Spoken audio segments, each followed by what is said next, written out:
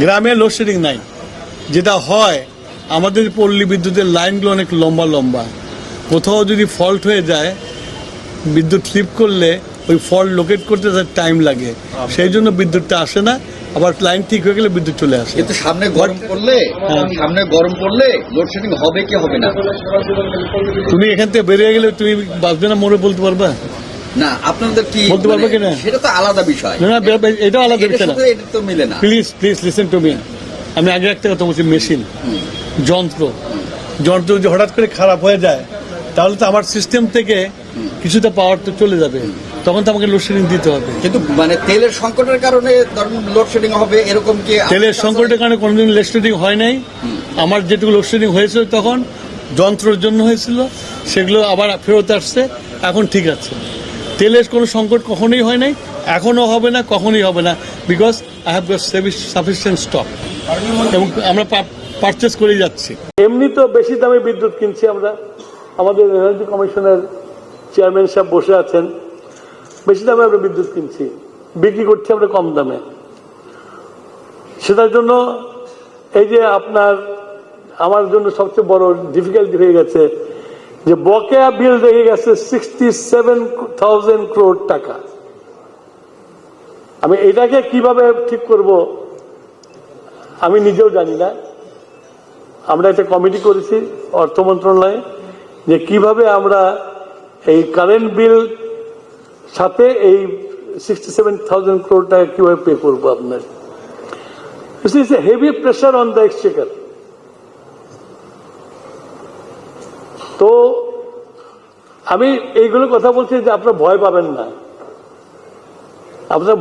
না, আমরা হ্যান্ডেল করছি এবং খুব ডেডিকেটেডলি অনেস্টলি হ্যান্ডেল করছি। সিন্ডিকেট আছে এটা সন্দেহ করবার জন্য যৌক্তিক কারণ আছে, তো এটা তো আমরা গত 3-4 মাসে অলরেডি দেখলাম। এখন দেখেন গ্যাসের সংকটের ব্যাপারে অথবা আজকের পুরো জ্বালানি সংকট নিয়ে ইতিমধ্যে তো সাইদ ভাই জ্বালানি মন্ত্রীকে GPA 5 দিচ্ছেন। স্ট্যান্ড তো এখন আর করতে পারবেন না, বাট উনি গোল্ডেন GPA 5 পেয়ে গেলেন। এখন প্রশ্ন হচ্ছে গোল্ডেন GPA 5 পাওয়ার পর আসলে কি করবেন? আমরা যেটা বোধ করতেছি একটা সিরিয়াস ওভারহলিং করা দরকার। আমাদের মানে গ্যাসের উপরে যে নির্ভরশীলতাটা, এইটার ক্ষেত্র প্রায়োরিটাইজ করা দরকার, যে আমি গ্যাসটা আসলে কোথায় দিব। দ্বিতীয়ত আমি সে কথাই বলছিলাম যে রেশনিংটা আমাদের কর্মঘণ্টাটা ফ্রেম আউট করতে হবে। ওইটা তো একটা আছে, প্লাস হচ্ছে যে আপনি মানে গ্যাসটা কোথায় খরচ করবেন এটার প্রায়োরিটি করা দরকার। দ্বিতীয়ত হচ্ছে আমাদের কয়লা উত্তোলনের ব্যাপারে ইমিডিয়েট সিদ্ধান্ত নেওয়া দরকার। কয়লা যেটা আমরা ইম্পোর্ট করি একদম শাটডাউন করে দেওয়া দরকার, প্রসেস ফলো করে আমাদের কয়লা আমাদের উঠানো দরকার। এর ভিতর থেকে আপনি তো প্রযুক্তি ব্যবহার করবেন, পরিবেশ দূষণ যতটুকু কমানো যায়, এবং এইখানে পরিবেশের যারা নিয়ে কাজ করেন তাদের সাথে আপনি কথা বলবেন, কিন্তু কয়লা উঠাইতে হবে আমাকে। কারণ আমি এমন একটা দেশ, আমি ইংল্যান্ড আমেরিকার মতো এইরকম শুদ্ধ জ্বালানিতে যাওয়ার মতো অর্থনৈতিক অবস্থা আমার নাই, প্র্যাকটিক্যালি নাই। তেলের সংকট চলতেছে পেট্রোল পাম্পগুলোতে, তখন কিন্তু বিরোধী দলের পক্ষ থেকে বারবার নোটিশ দেওয়া হয়েছে তারা জ্বালানি বিষয় নিয়ে কথা বলতে চায়, তাদের নোটিশ অ্যাপ্রুভ করা হয়নি।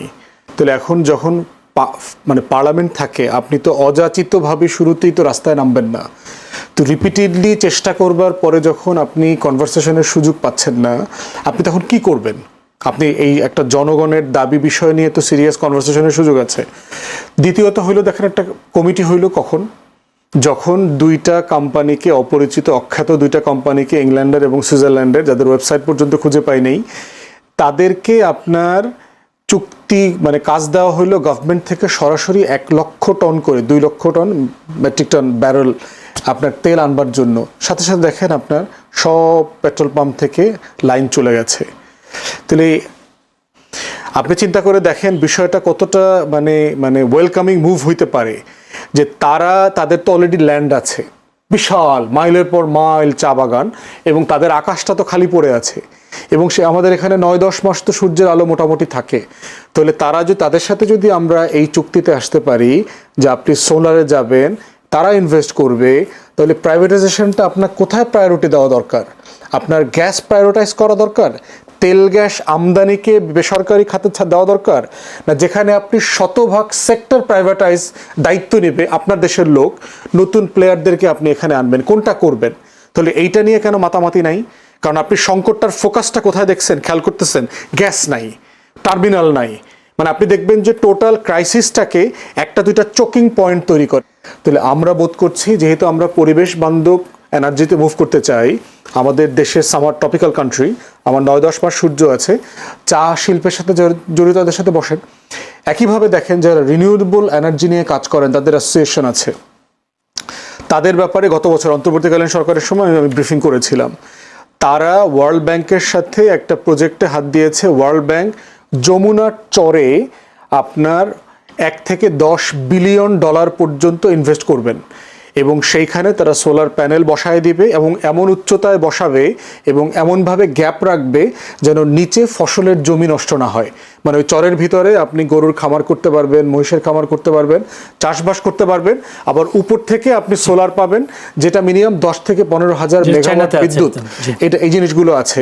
তাহলে সেই প্রজেক্টটাতে আপনার আমলাদের কোনো আগ্রহ নাই, দেখবেন এই প্রজেক্টগুলো আলোচনাতে নাই এবং সরকারের কোনো টাকা খরচ হবে না এখানে। দীর্ঘমেয়াদে তারা ওখান থেকে ওইটা আপনাকে বিক্রি করে তারা তাদের টাকা উঠায় নিয়ে চলে যাবে। তাহলে এই কাজগুলো তো আছে অলরেডি, তাহলে সেগুলো নিয়ে আপনার তর্কটা হচ্ছে না কেন? আমরা চাই এই কাজগুলো ফোকাস করা আমাদের টোটাল সিকিউরিটির জন্য।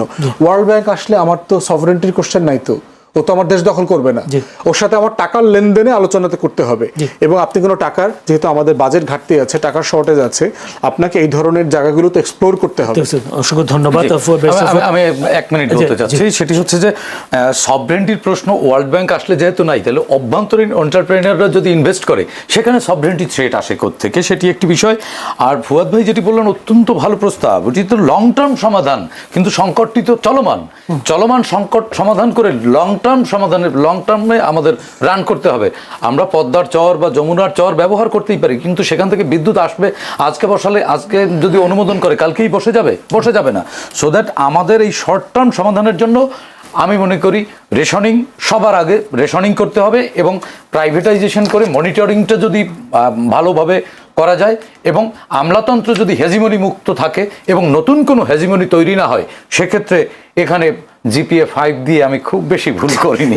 হালকা বিষয় এগুলো আদর করে দিয়েছে। দেখেন একটা গুরুত্বপূর্ণ বিষয় বলি, সেটা হচ্ছে যে পরিকল্পিতভাবে দেখবেন আমাদের যে বাপেক্স একটা প্রতিষ্ঠান আছে, যাদের দায়িত্ব হচ্ছে আপনার এই গ্যাস এক্সপ্লোরেশন অনুসন্ধান করা, পেট্রো বাংলা, তাদের সাকসেস রেট কিন্তু বিদেশি কোম্পানির থেকে অনেক বেশি। আমাদের বিদেশি কোম্পানিগুলো 10টা এক্সপ্লোর করলে একটাতে তেল গ্যাস পায়, বাপেক্সের সেখানে সাকসেস রেট হচ্ছে 3টা এক্সপ্লোর করলে একটা পায়। সেই কোম্পানিতে আপনার স্টাফ নাই, প্রযুক্তি নাই, আধুনিকতার ছোঁয়া নাই, কাজ নাই, তাকে সাসপেন্ড করে বসায় রাখছেন কেন? তাকে দিয়ে কাজ করাচ্ছেন না কেন? আপনার নাকি সমুদ্র বিজয় হয়েছে, 46টা গ্যাসের ব্লক আছে, 2 পাশ থেকে ভারত এবং বার্মা গ্যাস উত্তোলন করছে, আপনি কেন উত্তোলন করছেন না? তাহলে আপনি দেখেন আমাদের পুরো তর্কের কেন্দ্রগুলো থাকে যেই ব্যবসায়ীরা যেখানে যেখানে মনোপলি করতে চায়, সংকটটাকে চোখ পয়েন্ট করে ওইখানে নিয়ে যায়। আপনার কি মনে হয় আসলে যে এই হারে সংকটটা শুরু হয়েছে? যদিও এর আগে আমরা জ্বালানি মন্ত্রী বলেছিলেন সপ্তাহ 2-এর মধ্যে সমাধান হয়ে যাবে, যদি বলে এলএনজি টার্মিনাল যেটা মহেশখালীতে আছে সেটা রিপেয়ারিং শেষ হলে মোটামুটি সমাধান হবে, কিন্তু না, দিন কি দিন বাড়ছে গ্যাস সংকট, এখনো সেই সংকট যাচ্ছে না, সেই সাথে তার প্রভাব পড়েছে বিদ্যুতেও, সারা দেশে লোডশেডিং চলছে। এখন এখান থেকে উপায়টা কি? যদিও আপনি বলেছেন 8 আগস্টে যে সবার আগে বাংলাদেশের পরিবর্তে সবার আগে লুটপাটতন্ত্র কায়েমের চেষ্টা এবং জ্বালানি খাতকে বেসরকারীকরণের উদ্যোগের মধ্য দিয়ে পাকাপোক্তভাবে লুটপাটের আয়োজন চলছে, এই বিষয়টাও নিয়ে আপনার জানতে চাই। আবার জ্বালানির সংকট আসলে সমাধানের পথটা কি আসা? তিনি বলেছেন, জ্বালানি মন্ত্রী বলছেন দিন গোনা ছাড়া কোনো উপায় নেই। ধন্যবাদ। প্রথম কথা হচ্ছে যে জ্বালানি সেক্টরে আজকে যে ক্যাওয়াস চলছে, এ পুরো দায় বিএনপির না। আমরা হচ্ছে রাষ্ট্র এবং সাকসেসিভ গভর্নমেন্ট যারা দেশ পরিচালনা করেছেন, আজকে এই সংকটের জন্য সবাই দায়ী। গত 20-25 বছর 30 বছর ধরে কালেকটিভলি ন্যাশনাল ইন্টারেস্ট, জাতীয় স্বার্থ এবং নিরাপত্তাকে সামনে রেখে জ্বালানি খাতকে অ্যাড্রেস করা হয়নি। অ্যাড্রেস করা হয়েছে রাজনৈতিক দলের নেতা কর্মী কাকে চুক্তি দেবে, কাকে কোন টেন্ডার দেবে, লুটপাট, এগুলোকে সামনে রেখে। এর ভিতরে দেশি বিদেশি লবিস্টরা তো অবশ্যই আছেন আর কি, যারা স্বার্থকে বারবার মানে কম্প্রোমাইজ করবার চেষ্টা করেছেন। দেখেন, একের পর এক এক্সাম্পল দেই। আমাদের দেশে জ্বালানি বলতে যেটা সবচেয়ে বেশি আছে সেটা হচ্ছে কয়লা। আমাদের দেশের যে কয়লা, এটার মান দুনিয়ার সবচেয়ে ভালো কয়লার ভিতরে একটা। আমার তো কয়লার বিদ্যুৎ কেন্দ্র আছে, কয়লা আমি কিন্তু ইম্পোর্ট করছি জ্বালানি আকারে। তাহলে আমার যে পরিমাণ কয়লা আছে, আমি যদি সেটা ব্যবহার করি আগামী 50 থেকে 60 বছর ব্যবহার করতে পারবো, তাহলে কয়লাটা তুলছি না কেন? মানে একটা যৌক্তিক কারণ তো, এমন তো না যে আমি জিনিসটা খাওয়া বন্ধ করে দিয়েছি, ব্যবহার করা বন্ধ করে দিয়েছি, এটা কেন্দ্রিক কোনো কিছু নাই। দেখবেন কনকো-ফিলিপস আসলো, আপনার যখন কয়লা উত্তোলন করবার আলোচনা বিদেশি কোম্পানিকে দেওয়াটার ব্যাপারে আসলো, আমাদের কিছু পতিত বাম বুদ্ধিজীবীরা রাস্তায় নামলো, যেগুলো সংরক্ষণ করতে হবে, এটা করতে হবে, ওখানকার লোকদেরকে উচ্ছেদ করা যাবে না। কেন করা যাবে না? সারা দুনিয়াতে যেখানে খনিজ সম্পদ পাওয়া যায় সেখানে লোকদেরকে সেফলি অন্য জায়গাতে পুনর্বাসন করবার নজির বাংলাদেশেই তো আছে।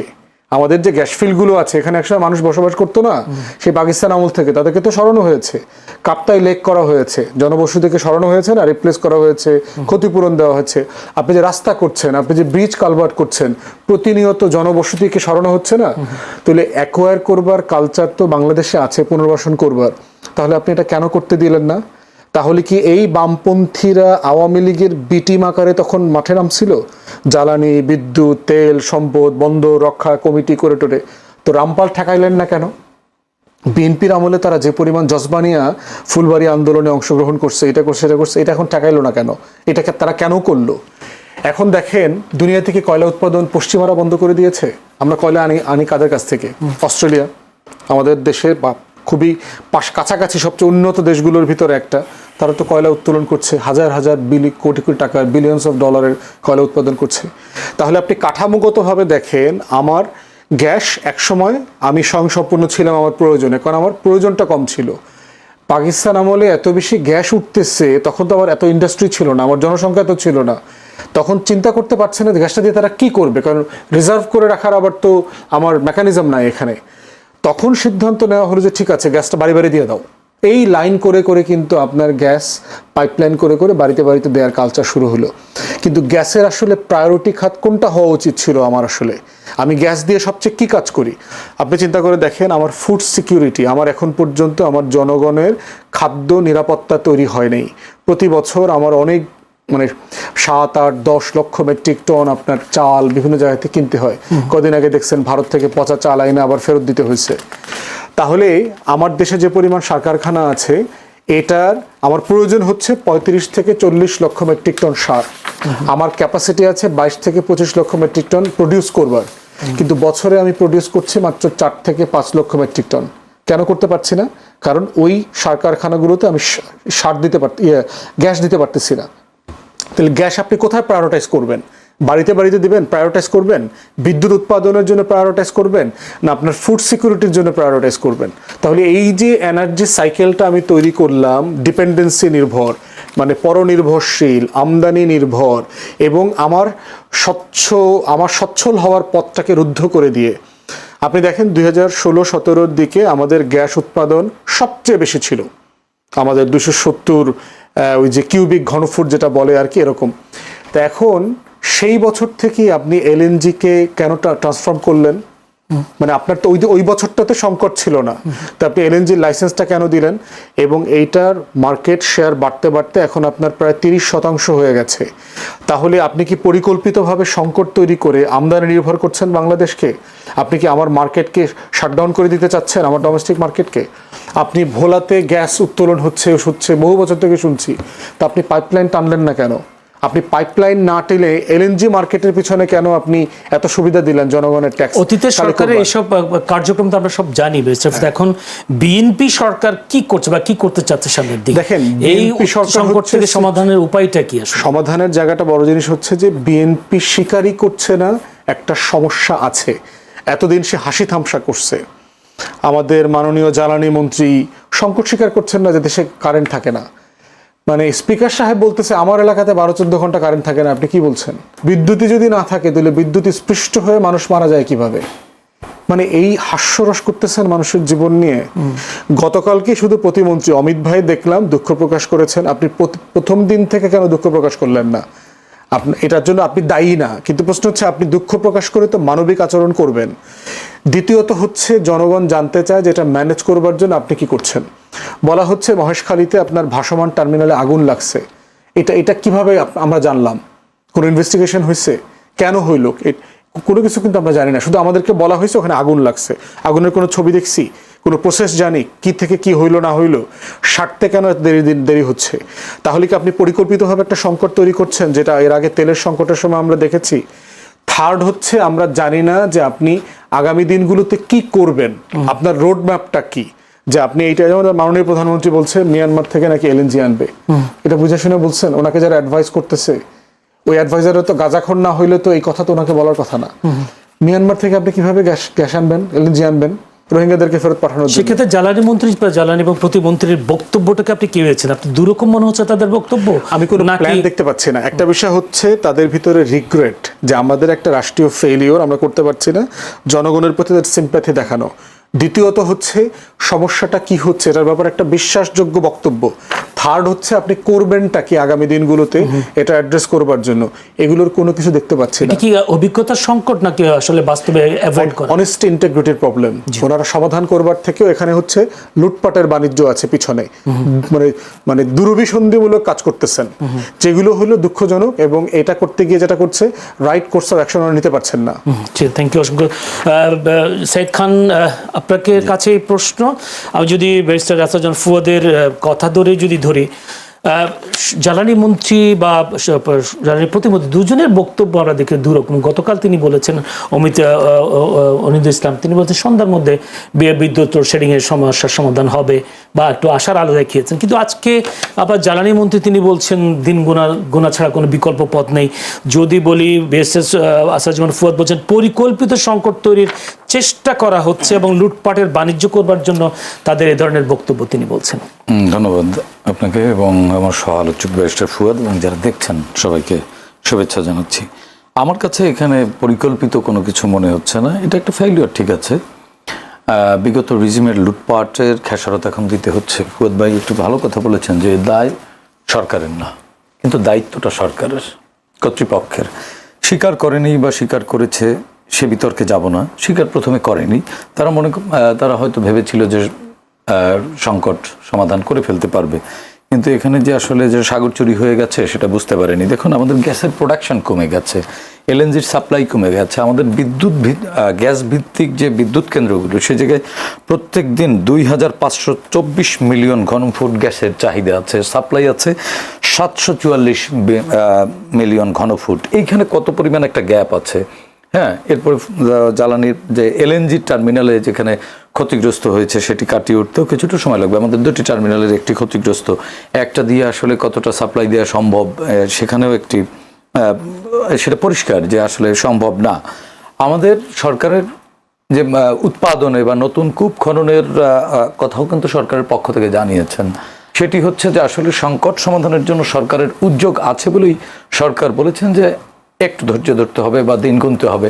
হয়তো দিন গোনাটা নেগেটিভ অর্থে আমরা ব্যবহার করছি, কিন্তু এটি আসলে কাউন্টডাউনের অর্থেই বুঝিয়েছেন যে দ্রুত সময়ের মধ্যে তাদের সমাধানের চেষ্টা আছে, সেখানে হয়তো একটু সময় লাগবে এটি। এবং দিন গোনার কথা কেন আসে? দিন গোনার কথা যাদের যেই প্রবলেমটা তৈরি হয়েছে এই প্রবলেমটা সমাধান করতে কতদিন লাগতে পারে। দিন গোনা তখনই বলা হয় যে এটা আসলে দিন মানে আনলিমিটেড না, এটা দ্রুত সময়ের মধ্যে তাদের সমাধানের আন্তরিকতা আছে।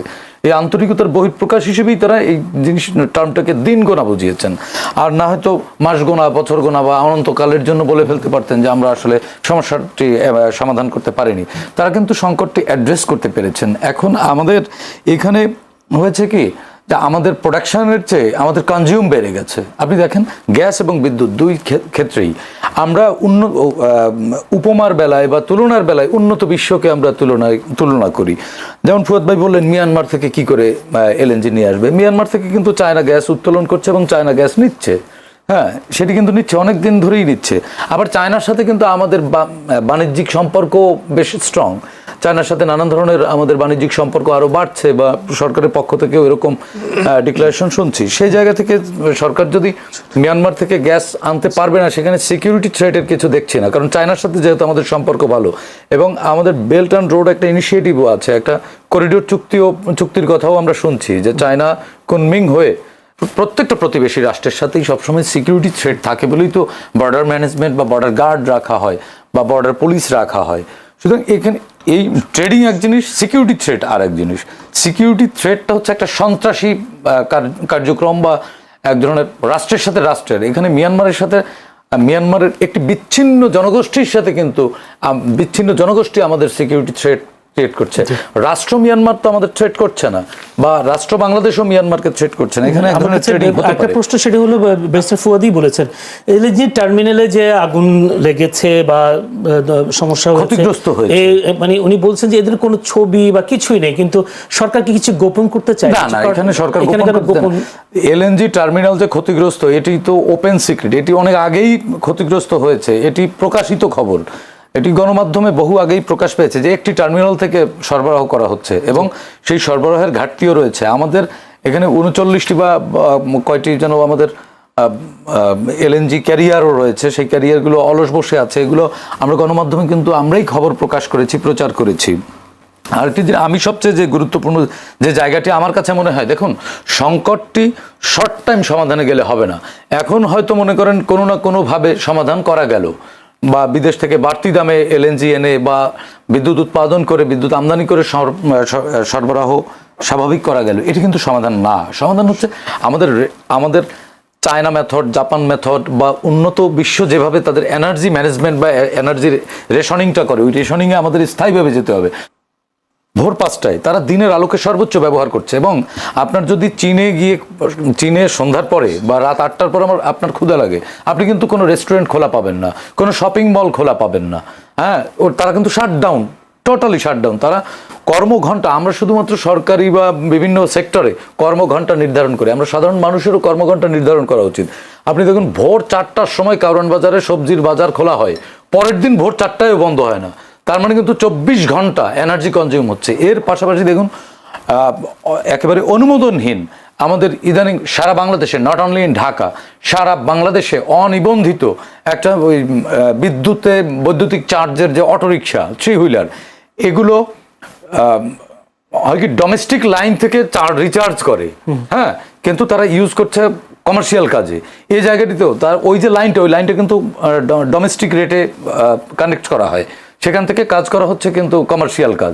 এই জায়গাটির সবচেয়ে বেশি বিদ্যুৎ কিন্তু এরা কনজিউম করছে। সুতরাং আমাদের এখন কর্মঘণ্টা নির্ধারণ করতে হবে, যে জনগণ আসলে প্রত্যেকটা সেক্টরেই কর্মঘণ্টা থাকতে হবে। এবং চায়নার পথে যদি আমরা যাই, বা চায়না জাপান যেটা করছে, যে রাতে আসলে এত আলোকসজ্জার দরকার নেই, সেই জায়গাটা স্থায়ীভাবে এই রাত 8টার পর শর্ট টাইমের সিদ্ধান্ত দেয়া, মুদি দোকান আপনার 24 ঘন্টা খোলা, ভাই এটা কেন দরকার? আপনি যে সমস্যাগুলোর কথা বলছেন, এইগুলো সমস্যার সমাধান করতে দীর্ঘমেয়াদী, এটা দীর্ঘমেয়াদী বিষয়, কিন্তু সংকটটিও তো দীর্ঘমেয়াদী। সংকটটি তো এটা শর্ট টার্ম না। সংকট সমাধানের উপায় এই মুহূর্তে সরকার তো তাদের ইনিশিয়েটিভের কথা জানাচ্ছে যে তারা নতুন এলএনজি আমদানি করবার চেষ্টা করছে, হ্যাঁ, একটু বাড়তি দামে হলেও। আপনি দেখেন বৈশ্বিক যখন জ্বালানি ক্রাইসিস শুরু হয়েছিল, তখন কিন্তু আমাদের দেশে কিন্তু জ্বালানি সংকট অতটা প্রকট হয়নি। বিভিন্ন দেশ শাটডাউন হয়ে গিয়েছিল, আমাদের দেশ কিন্তু ন্যাশন ওয়াইড শাটডাউন হয়নি। হয়তো হবে মানে এটা শর্ট টাইমেই সমাধান করবে আমার কাছে মনে হয়। এবং ফুয়াদ ভাই আরেকটি কথা বলেছেন, যেটি যে লুটপাট তন্ত্র, এটি একটা মেঠো বক্তব্য আমার কাছে মনে হয়, রাজনৈতিক একটা হাইপার ধরে রাখা আমার কাছে মেঠো বক্তব্য মনে হয়। এবং ফুয়াদ ভাইরা তো বিরোধী দলেরও উচিত, কিন্তু বিরোধী দলেরও দায় আছে। ফুয়াদ ভাই ভোট পায়নি, ইগল মার্কায় ভোট করে ফুয়াদ ভাইও তো ভোট পেয়েছে। ধরে নিলাম উনি নিকটতম প্রতিদ্বন্দ্বী ছিলেন, উনি অল্প কিছু ভোটের ব্যবধানে হেরে গেছেন, কিন্তু ওনার উপরেও তো মানুষ আস্থা রেখেছে। সেই মানুষদেরও তো লোডশেডিং হচ্ছে, গ্যাসের ক্রাইসিস হচ্ছে। সুতরাং সংকট সমাধানের জন্য শুধু সরকারের দিকে তাকিয়ে থাকলে হবে না। ভুলটা আইডেন্টিফাই যেহেতু হয়েছে, সরকার বিরোধী দল সবাই মিলেই এই রাষ্ট্র গঠন করতে হবে। শুধুমাত্র সরকারকে ভোট দিয়েছে জনগণ, বিষয়টি এমন না। ফুয়াদ ভাইও তো দায়বদ্ধ, ফুয়াদ ভাইকে ভোট দেয়নি, আমিও তো ধরেন ভোট দিয়েছি, যাকে ভোট দিয়েছি সে জিতেছে না হেরেছে আমি তো জানি না, তারও দায়বদ্ধতা আছে। সুতরাং রাষ্ট্রীয় এই এটাকে চ্যালেঞ্জ হিসেবে নিয়ে সমস্যা সমাধান দুই পক্ষেরই আঘাত, সরকার বিরোধী দল। ছোট্ট একটা বিরতি দিয়ে যাচ্ছি, দর্শক আমাদের সঙ্গে থাকবেন, বাকি সময়টাও আমাদের সাথে থাকবে, সে প্রত্যাশায় যেতে চাই ব্যারিস্টার আসাদুজ্জামান ফুয়াদের কাছে। ব্যারিস্টার আসাদুজ্জামান ফুয়াদ, আপনি সেই 8ই আগস্টে যে সম্মেলন বা সংবাদ সম্মেলন করতেন সেখানে আপনি একটি কথাও বলেছেন যে বিএনপি সরকার অতীত জ্বালানি খাতে কার্যকর ও টেকসই সিদ্ধান্ত নিতে ব্যর্থ হয়েছে, যারা অতীতে ব্যর্থ হয়েছেন তাদের পুনরায় একই দায়িত্ব দিয়ে এবার সফলতা আশা করা কতটা বাস্তবসম্মত জনগণ তা জানতে চাই। এই প্রশ্নের আপনি কি বোঝাতে চেয়েছেন একটু পরিষ্কার করে বলবেন। সেই সাথে সাইদ খান যদি বলেছেন যে আসলে সরকার এবং বিরোধী দল একে অপরের পরিপূরক, সেক্ষেত্রে এমন একটি সংকটের মধ্যে বিরোধী দলের পক্ষ থেকে কোনো ধরনের সহযোগিতা কিংবা পরামর্শ এইসব কিছু আসছে না। প্রথম কথা হচ্ছে মাননীয় জ্বালানি মন্ত্রী তখন প্রতিমন্ত্রী ছিলেন সম্ভবত, বিদ্যুৎ প্রতিমন্ত্রী। কত সাল 2001 1 থেকে 6 কথা বলছি আর কি। এবং উনি তখন জ্বালানি সেক্টরে পার্টিকুলারলি বিদ্যুৎ নিয়ে যে পরিমাণ ডিজাস্টার করছেন, যে আপনার এই যে খাম্বা টেন্ডার আউট করে ফেলছেন কিন্তু লাইন নাই, মানে একটার সাথে একটা কনসিস্টেন্ট থাকবে না, যেটা আওয়ামী লীগের আমলে আমরা দেখেছি। গ্যাস উত্তোলন করেছেন কিন্তু আপনি গ্যাস উত্তোলন করছেন, তারপর কি করবেন? পাইপ বসাইতে হবে তো। এই জন্য দেখেন ভোলা থেকে যে পরিমাণ গ্যাস উঠানোর ক্যাপাসিটি আমার আছে তার 30% আমি ডিস্ট্রিবিউট করতে পারছি না, কারণ পাইপের এক্সটেনশন লাইন নাই। এবং যেটাও আছে সেটা হচ্ছে বিভাগের মধ্যে আছে, জেলার মধ্যে আছে। তো একই ধরনের লোক যিনি এর আগে ফেল করছেন, তাকে চাকরি থেকে, তাকে ওই পদ থেকে সরিয়ে দেওয়া হয়েছে। সে এমন কি যোগ্যতা নতুন করে গত 17 বছরে অর্জন করলেন যেটার কারণে তাকে আবার দায়িত্ব দিলেন? তারপর তো তার বয়স হয়েছে, সব বাস্তবতা মিলায়। তো এই জন্য আমরা বোধ করছি যে এইটা যে পরিমাণ টেকনিক্যাল এক্সপার্টিস থাকা দরকার, সবচেয়ে বড় জিনিস অনেস্টি, ইন্টেগ্রিটি থাকা দরকার। ন্যাশনাল প্রবলেম ডিল করবার জন্য অনেস্টি থাকা দরকার, আন্তরিকতা থাকা দরকার। দেখেন সমাধানের ব্যাপারে বারবার বলছেন বিরোধী দলের প্রথম কাজ কি? আমরা যদি কথা না বলতাম তাহলে এনটিআরসির টিচার অ্যাপয়েন্টমেন্ট ইতিমধ্যে গভর্নিং বডির কাছে চলে যাইতো। আমরা যদি কথা না বলতাম তাহলে আপনার বসুন্ধরা ইতিমধ্যে কাজ পেয়ে যাইতো, কারণ ইতিমধ্যে বসুন্ধরার জন্য তো বিপিসির চেয়ারম্যানকে খাইয়ে ফেলছে, জ্বালানি সচিবরে খাইয়ে ফেলছে সরকার। কি জন্য? কারণ সে একটা নীতিমালা প্রশ্নে একটা মতামত দিয়েছে। একটা কোম্পানি দেশের থেকে বড় হয়ে যাচ্ছে, ওয়ালমার্ট, আপনার তার $1 ট্রিলিয়ন, ইলন মাস্ক ট্রিলিয়নিয়ার, মানে একটা হাস্যরসের ব্যাপার না তো? তাহলে আপনি দেখেন বসুন্ধরা ইতিমধ্যেই আপনার এলএনজি মার্কেটের লায়ন শেয়ার তার নিয়ন্ত্রণে। এরপর যদি তাকে আপনি এনার্জি মার্কেটে আরও বড় প্লেয়ার হইতে দেন, সে বিটুমিন তৈরি করতেছে, ওখান থেকে আপনার যে বাই প্রোডাক্ট আসতেছে ডিজেল এবং ফার্নেস অয়েল, সেইটার তার লায়ন শেয়ার তার কাছে। কম্পিটিশন আইন আছে দেশে, ট্যারিফের রেগুলেটরি রেজিম আছে। এইখানে আপনি এই কোম্পানিকে তো আর দিতে পারেন না। সামিটের একটা টার্মিনাল করার অনুমতি দেওয়া ছিল, যেটা অন্তর্বর্তীকালীন সরকার বাতিল করে দিয়েছে। সেইটা আবার আপনি এই বাতিল আদেশটা আবার উইথড্র করে নিয়েছেন। এর মানে এই যে 2টা টার্মিনালের পরে 3rd টার্মিনাল সামিট করতে পারবে। প্রশ্ন হচ্ছে আমি সামিটের বিপক্ষে না, সামিট ব্যবসা করুক, কিন্তু এনার্জি মার্কেটে, বিদ্যুতে তাকে আপনি আর ঢুকতে দেবেন কিনা? কারণ তার যে কুইক রেন্টালের লেগাসি আছে, দেশ তো ক্ষতিগ্রস্ত হয়েছে এই পুরো প্রসেসের মধ্য দিয়ে। সামিটের মতো করে তাকে যদি এখন আপনি আবার এনার্জি মার্কেটে ঢুকতে দেন, রাষ্ট্র তো জিম্মি হয়ে যাবে। এরপরে দেখেন এই যে এক্সেলারেটর লিমিটেড, যে আমেরিকান কোম্পানির কথা বলা হচ্ছে, এটা তো ফ্রন্টে, এটার এমডি না কে যেন আজকে আসছে দেখলাম, প্রধানমন্ত্রীর সাথে দেখা করছে, 25টা বিগ কোম্পানির। এর পিছনে তো জয় আছে, আমরা তো জানি আগে থেকে। টেন্ডার ছাড়া সিম্পলি এই কোম্পানিকে কাজ দেওয়া হয়েছে। বিদেশ থেকে 18% সুদে নাকি সে ইনভেস্ট করছে, এই টাকা বাংলাদেশকে শোধ করতে হয়েছে। কোনো প্রসেস নাই। যেই ঠিকানাতে এটা রেজিস্ট্রেশন করা আছে আমেরিকাতে, ওই ঠিকানাতে প্রচুর শত শত কোম্পানি রেজিস্ট্রেশন করা আছে। বাংলাদেশ ব্যাংক, জ্বালানি মন্ত্রণালয়, বিপিসি, পেট্রো বাংলা সবাই বলেছে যে এখানে সরকারের নাম না বলার সত্ত্বে সরকারের গুরুত্বপূর্ণ মহল জড়িত আছে। আমরা তো খবর পাইছি গুরুত্বপূর্ণ মহলটা কে। আমরা জানি না যে জয় কি করেছে বাংলাদেশে, সে কিভাবে এখানে ম্যানিপুলেট করেছে কোম্পানিগুলো দিয়ে। তাহলে আপনি সেই কোম্পানিটা এখনো এখানে আছে, মাথায় রাখতে হবে। আমরা যখন আওয়ামী ফ্যাসিবাদ ডিল করতেছি, বিএনপি বারবার এই ভুলগুলো বারবার করেছে। তা সে কিন্তু খুঁজে দেখার চেষ্টা করতেছে না যে পরিকল্পিতভাবে হাসিনা অথবা হাসিনার ফোর্স জয় তারা কোনো স্যাবোটাজ করবার চেষ্টা করছে কিনা। এর ভিতরে লট অফ পলিটিক্স আছে, লবিস্ট গ্রুপ আছে, পাওয়ারফুল কোম্পানি আছে দেশে বিদেশে। সেইখানে আপনি মার্কেটে নতুন প্লেয়ার আনতে দিতে হবে। মনোপলি কিভাবে কন্ট্রোল করে? আপনি যদি শুধু সাইদ ভাইকে দায়িত্ব দেন এই কাপটা তৈরি করবার, মনোপলি তৈরি হবে। কিন্তু ফ্রি ট্রেডে আপনি রাষ্ট্র তো বলতে পারে না সাইদ ভাইকে যে আপনি কাপ তৈরি করতে পারবেন না। তখন আপনি কি করবেন? আপনি আরো নতুন 5টা কোম্পানিকে কাপ তৈরি করবার লাইসেন্স দেবেন। এখন যে সেই 5টা কোম্পানির ক্ষমতা না থাকে, রাষ্ট্র ইনভলভ হবে এখানে সক্ষমতা তৈরি করবার জন্য। কারণ আপনি যদি এটা করেন তাহলে হচ্ছে জ্বালানি সেক্টর মনোপলিতে চলে যাবে, আপনার নিয়ন্ত্রণের মধ্যে চলে যাবে। এখন দেখেন বিরোধী দল সরকারি দলের কি করণীয় ছিল। মাননীয় প্রধানমন্ত্রী বিরোধী দলের নেতাকে ডেকেছেন এই বিষয়ে, জ্বালানি বিষয়ে একটা কমিটি হয়েছিল, কি করছে তারা? এরপরে হচ্ছে এই ক্রাইসিস তো মোকাবেলা করতে পারছেন না, 6 মাসের মধ্যেই পারছেন না, তাহলে আপনি বিরোধী দলের সাথে বসবেন না? পার্লামেন্টের বাইরে কি করণীয় আছে, আমরা সবাই মিলে একটা রোড ম্যাপের ব্যাপারে একমত হতে পারি কি? কেন বসছে না বলে মনে হয়? সেটা তো প্রধানমন্ত্রীকে বলতে হবে। আমরা তো বারবার বলছি যে আমাদের দায়িত্ব হচ্ছে সরকারকে চোখে আঙ্গুল দিয়ে বলে দেওয়া যে আপনি কোথায় কোথায় ভুল করতে যাচ্ছেন, আপনার অতীতে এই ভুলগুলো হয়েছে, এই ভুলগুলো হইলে শুধু সরকার বিপদে পড়বে না, রাষ্ট্র বিপদে পড়বে, আমরা সবাই বিপদে পড়ব। 25 জন বিগ কোম্পানি আসছে, এসব কোম্পানি ইনভেস্ট করবে কিভাবে? ওরা বাংলাদেশে জানে না যে আজকে জ্বালানি ক্রাইসিস চলতেছে, ওদের মালিকই তো আসছে এখানে। তাহলে আপনি এই মানে এগুলোর ভিতরে তো কনসিস্টেন্সি দেখতে পাচ্ছি না, যে আপনার একটা রূপার মালার মতো করে তো সমস্যার সমাধানটাকে গাঁথুনি দিতে হবে। তাই আমরা বোধ করছি জ্বালানি এমন একটা বিষয় বিরোধী, এবং যেটার কোনো শর্ট টার্ম সলিউশন নাই, সেটা অবশ্যই বিরোধী দলের সাথে বসে একটা রোডম্যাপের ব্যাপারে একমত হওয়া দরকার, এবং এটা সম্ভব প্র্যাকটিক্যালি। বলছিলেন যে জ্বালানি যেটা আমদানির বিষয়টা একটা বেসরকারি খাতে দিতে আপনার কোনো প্রশ্ন নাই, ইন প্রিন্সিপাল নীতিমালা দেওয়া কি উচিত কিনা? মানে দেয়া উচিত, আপনি কাকে দেবেন? মানে প্রশ্ন হচ্ছে ধরেন আমার বিসিআইসি কর্পোরেশনে 60-70টা কোম্পানি আছে, অলমোস্ট সবগুলো হলো লুজিং এন্টারপ্রাইজ, বাংলাদেশ বিমান, রেলওয়ে, এই কোম্পানি সেই কোম্পানি, চা মিল, ঝুট মিল, হাবিজাবি আছে না, আমাদের দিয়ে দেন না। বিপিসি তো বাংলাদেশের সবচেয়ে প্রফিটেবল লাভজনক প্রতিষ্ঠান, আকশান ঘানি টানতে হচ্ছে, তাকে আমার টাকা দিয়ে ট্যাক্স পেয়ারদের টাকা দিয়ে পালতে হচ্ছে, তখন আপনি দেবেন। কিন্তু আপনি সবচেয়ে প্রফিটেবল একটা ইনস্টিটিউশনকে কেন আপনি প্রাইভেটাইজ করবেন? কেন দিতে চাচ্ছে বলে মনে হয় আপনার? এটাই তো প্রশ্ন, এটাই তো আমরা বলছি যে এখানে লুটপাট তন্ত্রের গন্ধ আছে। এবং যেই তাগিদে বসুন্ধরার চিঠিকে অ্যাড্রেস করা হইলো যেই ফরম্যাটে, এটা তো কোনো ভালো লক্ষণ না। এর আগে এগুলো ঘটতে আমরা দেখেছি। এই জন্য হচ্ছে যে সরকার যেগুলো ম্যানেজ করতে পারবে, এবং যে যুক্তি দিচ্ছে, মাননীয় জ্বালানি মন্ত্রী বললেন 63,000 কোটি টাকা বিল বাকি পড়ে আছে, তো কি প্রাইভেটাইজ করে দিলে এই বিলগুলো মানে আপনি কালেকশন করতে পারবেন?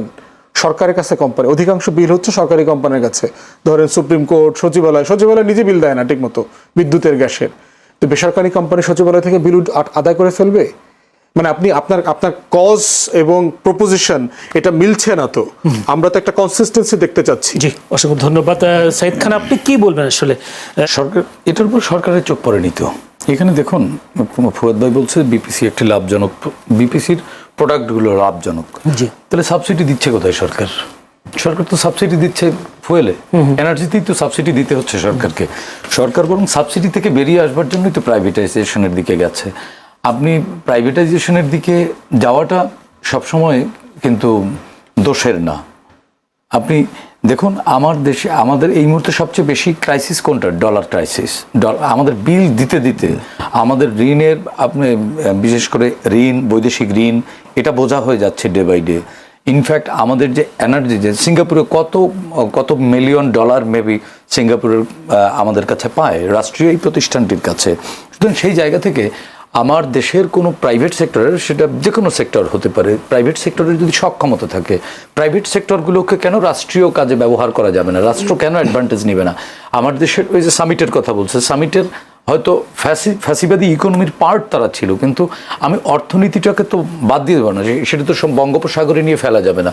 সেটা তো আমার দেশের নাগরিকদের ফ্যাসিলিটেট করবার জন্য ব্যবহার করতে হবে। এটাই তো সরকারের কাজ কি? রাষ্ট্র ম্যানেজমেন্ট করা, রাষ্ট্রটাকে ওয়েল ম্যানেজমেন্ট করা, এবং জনজীবনে যাতে এটা ইতিবাচক প্রভাব পড়ে সেই দিকে নিয়ে যাওয়াটাই তো রাষ্ট্রের কাজ। এখন ফুয়াদ ভাই বললেন যে বসুন্ধরার দিকেই যাচ্ছে। এখন বসুন্ধরার যদি সক্ষমতা থাকে, বসুন্ধরার যদি সক্ষম অর্থনীতি বা মজবুত অর্থনীতি থাকে, সেক্ষেত্রে বসুন্ধরাকে রাষ্ট্রীয় কাজে বা জনগণের কাজে, ইতিবাচক কাজে ব্যবহার করাটা তো আমি কোনো ক্ষতির কিছু দেখি না। বরং সেই যে ক্ষতির জায়গা দেখি যে বসুন্ধরা বা এরকম বড় কোম্পানিকে টুলস হিসেবে সরকার ব্যবহার করে যদি ক্ষমতা ধরে রাখতে চায়, তো বিএনপি, এই ফুয়াদ ভাইরা সবাই কিন্তু যুগপৎভাবে কথা বলেছে এবং আন্দোলন করেছে। আজকে তারা ক্ষমতার বাইরে, সরকারের বাইরে, ক্ষমতা বলবো না, সরকারের বাইরে বিধায় এখানে এখনো পর্যন্ত সমালোচনাটা জারি রেখেছে। আরেকটি কথা, যে মনোপলির কথাটা, মনোপলি বিষয়টা এরকম না। ধরুন একজন এমবিবিএস ডাক্তার এবং একজন হোমিওপ্যাথ ডাক্তার, হ্যাঁ, এলোপ্যাথ এবং হোমিওপ্যাথ ডাক্তার পাশাপাশি চেম্বার করলে, এখন রোগী যদি এলোপ্যাথিকের কাছে ছুটে যায় বা এমবিবিএস ডক্টরের কাছে যায়, তাহলে আপনি কি বলবেন যে এখানে মনোপলি করছে? এখানে মনোপলি হচ্ছে। হোমিওপ্যাথের কাছেও তো কিছু যাওয়া দরকার। এখন এখানে হচ্ছে রাষ্ট্র যেখানে যে রাষ্ট্র যে একটা অর্থনীতিকে ব্যবহার করার জন্য কমফোর্ট জোন ফিল করে, হ্যাঁ, সেই জায়গাটা ইউটিলাইজ করাটা দোষের না। এখানে আমরা হয়েছে কি, আমরা সবসময় একটা কাজ শুরু করলেই আমরা নেগেটিভটা আগেই সামনে নিয়ে আসি। এখন সমালোচনা করা ভালো, ফুয়াদ ভাইরা সমালোচনা করছেন, প্রশ্ন করছেন, কিন্তু প্রশ্ন একটু বেশি করে ফেলছেন না? আমরা দেখেছি কি, কমিটি করবার আগেই তো গ্যাস দে, বিদ্যুৎ দে, নইলে গদি ছেড়ে দে, একেবারে বিরোধী দলীয় নেতা, প্রধান নেতা বিরোধী দলের, তিনি সচিবালয়ের গেটে চলে গেছেন, ধাক্কাধাক্কি নিজেরা চর থাপ্পড় দিয়ে ফেললেন। তা আর কি করবেন? এরপর আর কমিটি কি? আপনি তো প্রধানমন্ত্রীকে টেনে হিস্ট্রে নামানোর জন্য সচিবালয়ের গেট পর্যন্ত গিয়েছিলেন, এরপর আর কমিটি করার সুযোগ থাকে? আমার কথা হচ্ছে সমালোচনাটা যেন মেঠো বক্তব্য না হয়। হ্যাঁ, এখানে আমি মনে করি প্রাইভেট সেক্টরে দিলে রাষ্ট্রের যে সাবসিডি দেবার যে রেকর্ড পরিমাণ সাবসিডি দিতে হচ্ছে, সেখানে বেসরকারি যে এন্টারপ্রেনিয়ারদের যে অর্থগুলো অলস পড়ে থাকে, বা বেসরকারি এন্টারপ্রেনিয়াররা যে অর্থটা রাষ্ট্রের ইতিবাচক কাজে ব্যবহার করতে পারে, সেটি ব্যবহৃত হবে। এবং আরেকটি কথা বললেন না, সে সেবাটা নাই, প্রাইভেট কোম্পানি তো ব্যবসা করবে, সে তো আর রাষ্ট্রের মতো মানে সরকারি মাল দরিয়ামে ঢাল এই মানসিকতার না। বরং আমাদের এখানের সবচেয়ে বড় সংকট কোনটি জানেন? আমাদের সরকারের আমলাতন্ত্রের মধ্যে একটা গা ছাড়া ভাব রয়ে গেছে। লাস্ট রিজিমে যেমন একটা মুজিববাদী আমলাতন্ত্র তৈরি হয়েছিল, এরকম একটা আমলাতন্ত্র তৈরি হবার মানসিকতা আমলাদের মধ্যে দেখছি, যে জাতীয়তাবাদী আমলাতন্ত্র, এটি বরং সবচেয়ে বড় থ্রেট হয়ে যেতে পারে। এই আমলাতন্ত্র যখন কোনো হ্যাজিমনি তৈরি করে, সেটি রাষ্ট্রকে সবচেয়ে হুমকির মুখে ফেলে। বরং আমি মনে করি প্রাইভেটাইজ করা গেলে, এবং যদি সেটি মনিটরিং করা যায়, প্রপার মনিটরিং করা যায়, ফুয়াদ ভাইয়ের সাথে আমি সুর মিলিয়ে বলছি যে লুটপাট তন্ত্র যদি কায়েম না করে, হ্যাঁ, এবং প্রধানমন্ত্রী এবং সরকারের অধিকাংশ মন্ত্রীদের যে অ্যাটিটিউড, তাতে লুটপাট তন্ত্রে তারা যাবে বলে মনে হচ্ছে না, এখনো যায়নি। সুতরাং এটি যদি রেগুলেট করা যায়, এটি যদি মনিটরিং নিশ্চিত করা যায়, তাহলে ফুয়াদ ভাইয়ের ওই লুটপাট তন্ত্র কায়েম হবে না, এবং যে আকাঙ্ক্ষায় এই সরকারটিকে জনগণ বসিয়েছে, সেই আকাঙ্ক্ষা পূরণ হবে। আমার কাছে সময় কম, সাইদ কামাল জি, উনি যে কথাটা বলছেন যে বিএনপি সরকার অতীত জ্বালানি খাতে কার্যকর টেকসই সিদ্ধান্ত নিতে ব্যর্থ হয়েছে, যারা অতীতে ব্যর্থ হয়েছেন তাদের পুনরায় একই দায়িত্ব দিয়ে এবার সফলতা আশা করার কথাটা বলছেন। সে প্রশ্ন তো জবাব দিলাম, একবার এসএসসিতে ফেল করছে, পরবর্তীতে তো সেই ছাত্রের স্ট্যান্ড করবারও রেকর্ড আছে, মানে রেকর্ড আছে, মানে তিনি এখন অভিজ্ঞতা সম্পন্ন হয়ে গেছেন। আপনি মানে হেরে গেছেন মানে হারিয়ে গেছেন, বিষয়টি এমন না। হ্যাঁ, এখানে হাসিনা লুটপাট করে একটা বাস্কেট, একটা বটমলেস বাস্কেট রেখে গেছে। এখন বটম তো নির্মাণ করবার জন্য সময় দিতে হবে। 6 মাস এনাফ সময় না। সরকারের ফুয়াদ ভাইরা সমালোচনা জারি রেখেছেন, প্রশ্ন করবেন, খুবই ভালো, কিন্তু একেবারে সরকারের হাত ধরে টেনে নামানোর জন্য সচিবালয়ের গেটে যাওয়ার মতো সময় হয়নি এখনো। এবং আই রিপিট অ্যাগেইনলি, আমি এবং দায়িত্ব নিয়ে বলছি যে উন্নত বিশ্বে এই এনার্জি সেক্টর প্রাইভেটাইজ করা, এবং উন্নত বিশ্ব এক্ষেত্রে সফলতা দেখিয়েছে। তারা মাঝে মাঝে তারা করাচির উদাহরণ আনে, বিরোধী দল কিন্তু ইতিমধ্যে বলছে করাচিতে ফল ডাউন করেছে। কই, নিউ ইয়র্কে তো ফল ডাউন করেনি, ওয়াশিংটনে তো ফল ডাউন করেনি, চায়নায় তো ফল ডাউন করেনি, দিল্লিতে তো ফল ডাউন করেনি, এনার্জি তো তারা ফল ডাউন করেনি, ওখানে তো প্রাইভেট সেক্টরকে মনিটরিং করতে হবে। এজন্য প্রয়োজন রাজনীতিকদের দেশপ্রেম। রাজনীতিকদের মধ্যে দেশপ্রেম থাকলেই প্রাইভেট সেক্টর লুটপাট এবং মনোপলিও করতে পারে।